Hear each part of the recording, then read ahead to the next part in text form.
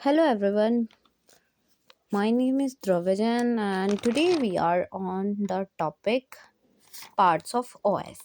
पहले में हमने पढ़ा था ऑपरेटिंग सिस्टम किसको बोलते हैं, हमारे ऑपरेटिंग सिस्टम के टाइप्स क्या होते हैं और हमने 2-3 टॉपिक और कवर किए थे just like services of OS क्या होता है। आज हम बात करेंगे कि पार्ट्स क्या होते हैं ओएस के 2 पार्ट होते हैं, एक तो कर्नल होता है, एक होता है हमारा शेल। ठीक है, तो कर्नल क्या होता है, हमारा हार्ट होता है एक तरीके से ओएस का, और जो शेल होता है वो इसको सपोर्ट करता है। जस्ट लाइक हमने कोई भी कमांड दी, मतलब कि ओएस के पास डायरेक्ट एक्सेस नहीं होता। जस्ट लाइक हमारे पास ओएस के 2 पार्ट, एक तो शेल है एक कर्नल है।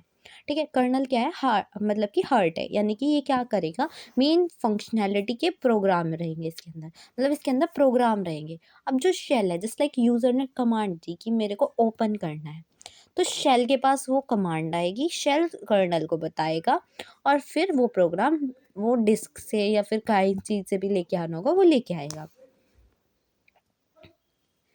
उन्हें यूज़ कैसे करना है, ये उनके प्रोग्राम होते हैं शेल के अंदर। शेल कैसे हो सकती है, जीयूआई ग्राफिकल यूज़र इंटरफेस के थ्रू या फिर कमांड लाइन इंटरफेस।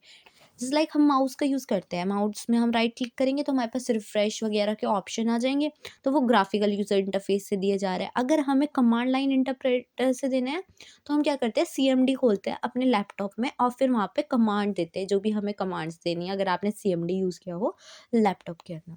फिर है हमारा मेन मेमोरी के अंदर 2 पार्ट हो गए, शेल और जी हमारा कर्नल। फिर सिस्टम कॉल किसे बोलते हैं, सिस्टम कॉल वो वे है प्रोग्राम का जिससे हम इंटरेक्ट करते हैं ऑपरेटिंग सिस्टम के साथ। ठीक है, अब बात करते हैं हम नेक्स्ट पे। अब क्या होगा,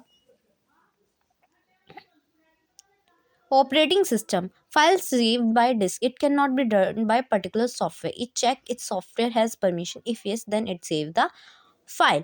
मतलब कि अगर मतलब ऐसा होगा ना कि मतलब कि ऑपरेटिंग सिस्टम में कोई भी अपनी फाइल सेव कर सकता है मतलब डिस्क के अंदर, तो ये तो बहुत ही ज़्यादा बुरा हो जाएगा। मतलब कैसे बुरा हो जाएगा, मतलब कि जस्ट लाइक कोई किसी ने अपना वायरस भेज दिया किसी भी डिस्क के थ्रू, किसी भी प्रोग्राम के सॉफ्टवेयर, तो वो तो बस डिस्क में फाइल ही सेव करता रहेगा, डिस्क में फाइल ही सेव करता रहेगा। ऐसे एक टाइम ऐसा आएगा कि हम हमें पता चलेगा हमारे लैपटॉप में तो स्पेस फुल हो गया पर हमने तो कुछ सेव ही नहीं किया। तो इसके लिए भी ना पर्टिकुलर पर ऑपरेटिंग सिस्टम ही डिस्क में फाइल को सेव कराता है। मतलब ऑपरेटिंग सिस्टम पूछेगा तुम इस सॉफ्टवेयर के पास एक्सेस है फाइल सेव करने का, हाँ है, तो ये वाली फाइल सेव हो जाएगी। डिस्क का एक्सेस एक प्रिविलेज ऑपरेशन है, इन्हीं ऑपरेशन को हम प्रिविलेज ऑपरेशन कहते हैं।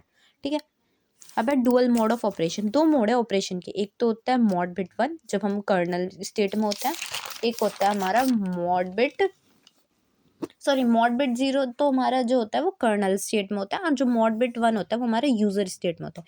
मतलब कि यूज़र ने क्या दी, सिस्टम कॉल दी, तो फिर वो कर्नल के पास गया, मॉड बिट 0 होगी, उसने सिस्टम कॉल को एग्जीक्यूट किया, फिर वो यूज़र के पास आया, उसने मॉड बिट 1 बना दी और फिर रिटर्न कर दिया हमारे सिस्टम कॉल, फिर यूज़र काम करता रहेगा। अब है प्रोसेस किसे बोलते हैं, प्रोसेस बोलते हैं कि हमारा जो प्रोग्राम है और उसकी जो रन टाइम एक्टिविटी है उसी को मिला के हम क्या बोल देते हैं, ये क्या है, प्रोसेस है। यानी कि प्रोग्राम जो कि एग्जीक्यूशन के स्टेट में, हम किसी भी प्रोसेस को ऐसे रिप्रेजेंट करते हैं जस्ट लाइक एक प्रोसेस है, ये हमारी मेमोरी होगी। Each process stored in 4 section in memory, 4 section में स्टोर्ड होती है। मतलब कि एक तो होता है स्टैक, एक होता है हीप, एक डाटा, एक कोड। मतलब कोड सेक्शन के अंदर तो क्या होगा, प्रोग्राम की इंस्ट्रक्शन होगी। ठीक है, कि भाई इस इंस्ट्रक्शन के बाद यो, इस इंस्ट्रक्शन के बाद यो, इस इंस्ट्रक्शन के बाद यो। डाटा सेक्शन में हमारे ग्लोबल और स्टैटिक वेरिएबल होंगे। हीप सेक्शन में भाई रन टाइम पे हमें क्या होगा, रन टाइम पे हमें मेमोरी ज़्यादा भी चाहिए हो सकती है कम भी, तो वो डायनेमिक मेमोरी एलोकेशन का काम हमारा हीप करेगा। और जो स्टैक होगा वो लोकल वेरिएबल फंक्शंस और पैरामीटर और रिटर्न एड्रेस को स्टोर कराने का काम करेगा। ठीक है, अब बात करते हैं एट्रीब्यूट्स क्या होते हैं, जस्ट लाइक पीआईडी हो गया, पीसी हो गया, जीपीआर हो गया। ये भी अभी हम मतलब आने वाले लेक्चर्स में डिस्कस करेंगे। फर्स्टली बस ये 2-3 मेन है जो हमने सीओ में पढ़े हैं, जैसे प्रोग्राम काउंटर नेक्स्ट इंस्ट्रक्शन का एड्रेस स्टोर करके रखता है, जनरल पर्पज रजिस्टर होते हैं। ठीक है, अब बात करते हैं पीसीबी क्या होता है। पीसीबी बहुत ही इंपॉर्टेंट टॉपिक है। पीसीबी यानी कि प्रोसेस डिस्क्रिप्टर।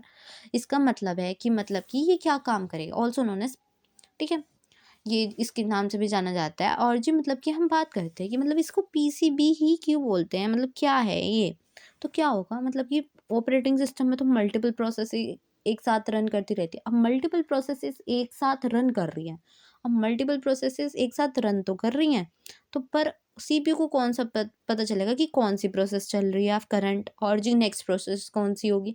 तो मतलब कि उस प्रोसेस का जो सारा डाटा है वो पीसीबी के अंदर स्टोर होता है कि भाई अभी ये प्रोसेस चल रही है, नेक्स्ट ये प्रोसेस चलेगी। मतलब complete information of a current program is stored, process is stored in PCB. Alright, like this. अब हमें अगर नेक्स्ट प्रोसेस करानी है ना, तो क्या होगा, ये वाली इसके अंदर पीसीबी के अंदर ये वाली प्रोसेस स्टोर होंगी या फिर वो एग्जीक्यूट हो जाएंगी। The context of PCB of a process is collectively known as context of that process. मतलब कि जो कंटेंट होता है ना पीसीबी का, मतलब जो उसके अंदर पीसीबी के अंदर कंटेंट है सब कुछ, उसी को ही हम बोलते हैं context. Starting context from CPU to process for current running program, loading content of next process from its PCB to CPU. इसने बोला है कि मतलब कि हम क्या करेंगे, सीपीयू से प्रोसेस जो होगी ना पीसीबी की, वो करंट रनिंग प्रोग्राम की, मतलब कि जस्ट लाइक हमें कोई करंट प्रोसेस चलानी है तो हम पीसीबी के अंदर वो डाटा क्या करा देंगे, लोड करा देंगे।